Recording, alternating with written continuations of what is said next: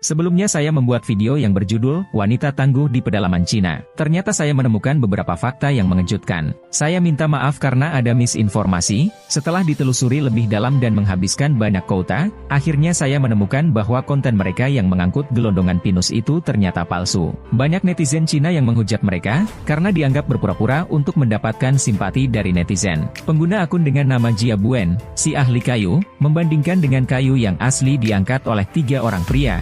Dan ia menanggapi apakah laki-laki kehilangan kemampuannya atau perempuan yang bermutasi. Dan Shin Woo Jisun membeberkan bukti bahwa kayu itu berongga. Akhirnya mereka menghapus semua konten palsu di masing-masing akun.